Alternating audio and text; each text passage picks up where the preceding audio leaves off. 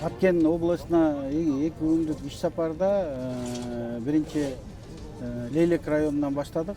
Лейлек районунда дагы кышка даярдыгын көрүп, Кудай буйрса, анан мындайча айтканда жаңы ошол биздин энергетиктерге жана шарт түзүүнүн үстүндө көп пландарыбыз бар болчу, ошонун ичинде үстүндө иштедик. Андан кийин Сүлүктүү рейсине бардык. Сүлүктүү рейсинде дагы бүгүнкү күндө былтыркы кышкы мезгилде кээ бир подстанцияларда перегруз болгон. Ошол подстанциялардын бүгүнкү күндө кандай чечүүчү маселелерин Кудай буйрса чечтик, планга киргиздик. Кудай буйрса акча каражатын бөлүп беребиз.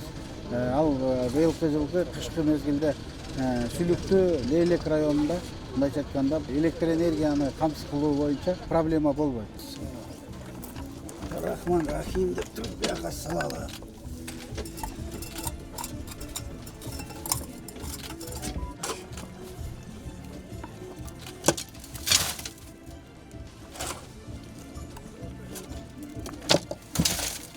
Андан тышкары мына азыр өзүбүз Баткен шаарына келдик. Баткен шаарында өзүңөр күбө болуп атасыңар.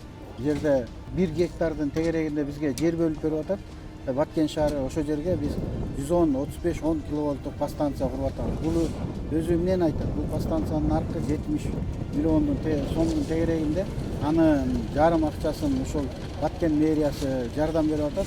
Азыр жана мына жаңы достук деген шаарчаны микрорайонду ушул жерге куруп, уже жакын арада ишке берген атат. Бул жерде өзүнчө Баткен Сити түшөт экен. Эртеңки күнү Кудай буйрса 10 000 месталык стадион түшөт экен.